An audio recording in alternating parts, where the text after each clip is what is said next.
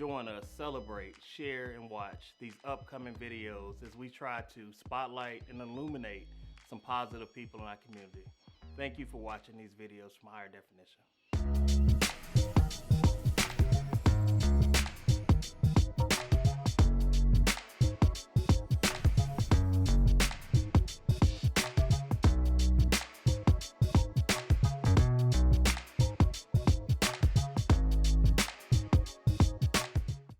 My name is Lamont Ratchford from Rock Hill, South Carolina. Through my life, I've tried my best to not disappoint, but also motivate myself by being better than I was yesterday.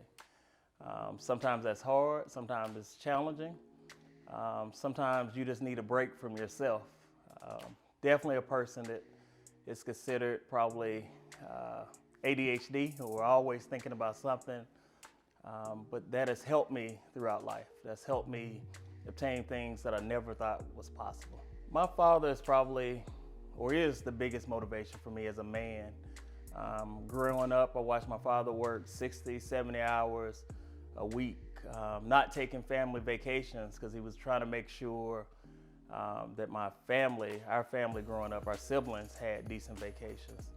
My father's worked 2 or 3 jobs at one time to make sure the bills were paid, to make sure that our life and the quality of life that my mom was used to was met. So my father is my biggest inspiration. And I've said this before growing up, especially as a teenager when I was rebelling. I was saying I never want to be just like my father. I'm gonna be the nice guy, lenient on everything. And as a man, I always think now I want to be just like my father. I always want to have his approval for everything. In the business world, or even the military, there's a thought of people being leaders. They're either born or made. I think a lot of people are born leaders through circumstances, molding from childhood, adversity.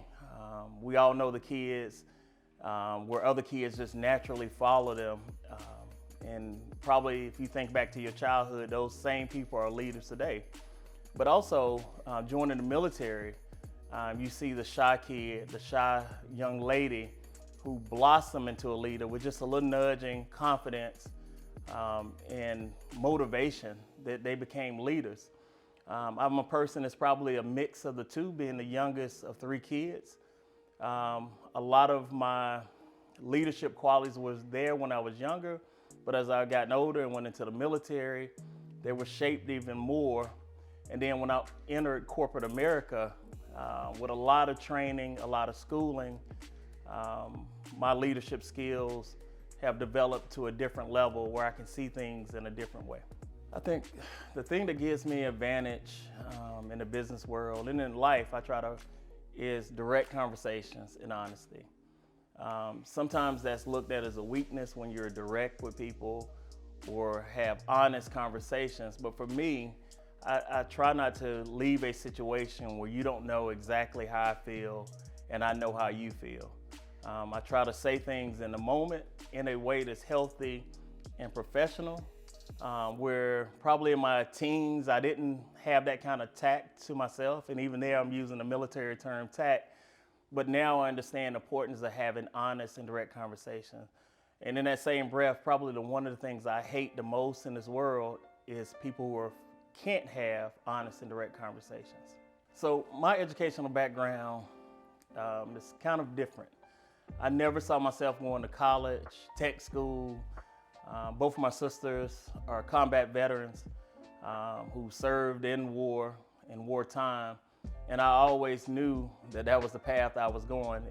I didn't apply for any colleges in high school. I never even thought about it. I'm a person that has survived 15 surgeries in my life. And when I had one of my back surgeries in the military, actual spinal fusion, after 2 knee surgeries, I knew that physical labor or that intense labor that I saw my father do his entire life probably was not in the cards for me. So I started taking college courses, 4 or 5 classes a semester, until I got my bachelor's degree. And then once I got out of the military, I realized that, hey, I'm just as good as the next person. But what separates me is the education background. So after my bachelor's degree, I started going to working on my master's degree. I needed some extra classes to graduate, and my school wasn't offered, university wasn't offering them at the time. So I enrolled in another graduate program so I can have the classes. So I ended up with 2 master's degrees, one in business or MBA in business administration, and then my second one is in international business. Later, as I started looking at senior leadership and how to become a senior leader, I wanted to take as many roadblocks or stumbling blocks out the way. So I said, well, I'll pursue a PhD program. So I'm currently working on my PhD and hopefully get back on track this year and graduate with my PhD in business administration. So mentoring is one of those strange things in my world. I'm a person, naturally or unnaturally, who believes I know a lot about any subject. And that's a downfall also within my own personality. So not only mentoring, but friendship in the friendship circle means more to me than anything. Being able to have a circle of friends where I know that I'm not the smartest person in that circle. And I'm not talking about from an education standpoint, but from a life standpoint. We often use the term iron sharpening iron in the Christian community, and I really believe in that. I try to have and associate myself with a well-rounded circle so that mentoring each other for a healthy life, whether you're talking about physical life, spiritual life, financial life, is important. I often say if you're the smartest person in your circle of friends, it's time to get a new circle of friends. And I really mean that. Like, you have to have people that are pushing you to do better in life and to do better than when you started. One of my probably biggest strengths and that I don't handle as well always is my friendship connection. So I have friends that I've been friends with since birth, or that I can't remember another time where I didn't know this person. Other friendships have been developed along the way through school meetings or the military. And I think it's important, not only that we check on each other, but maintain a healthy balance when we're checking on people. And we're not checking on them just in a situation where we need something, but checking on them to see if they're okay. Because you'll be surprised, a lot of us are not okay all the time. And sometimes that phone call, that advice can mean everything in the world. I remember a situation where I had my last spinal fusion about 6 years ago, and I was bedridden for 30 days.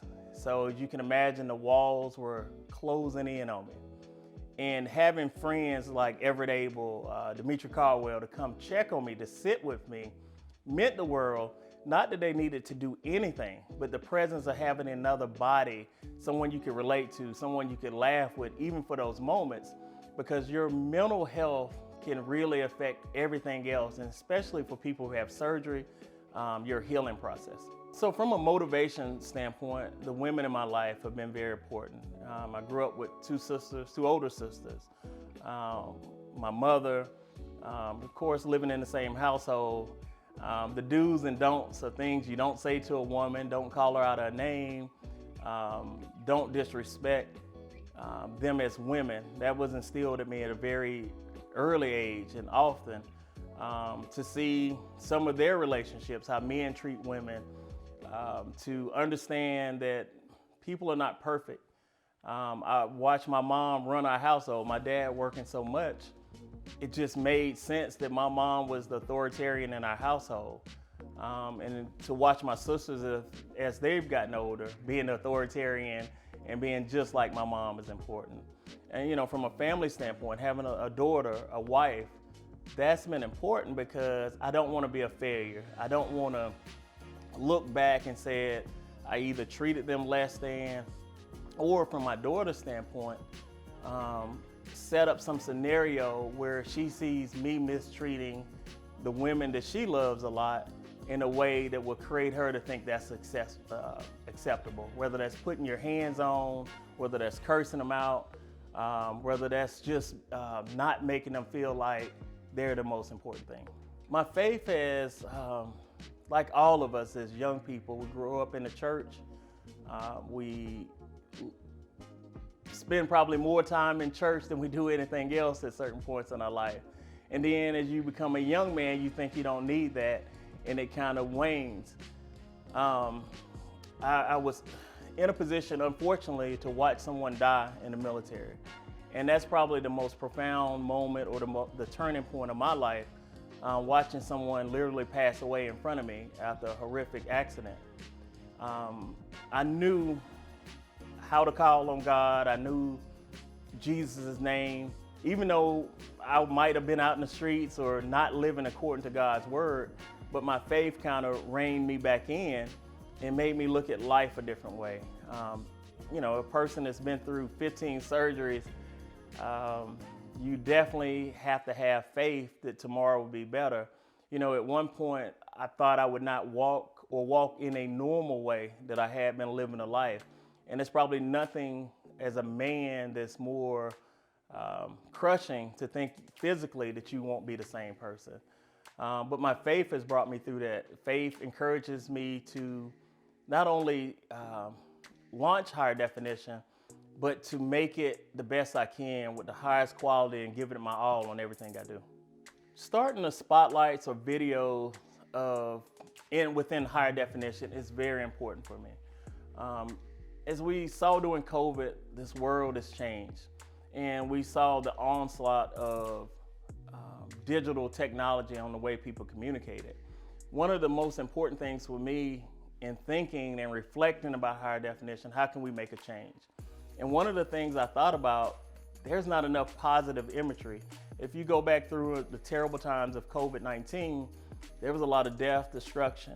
And the thought was, hey, from a human standpoint, from an African-American standpoint, we need to spotlight positive people doing positive things.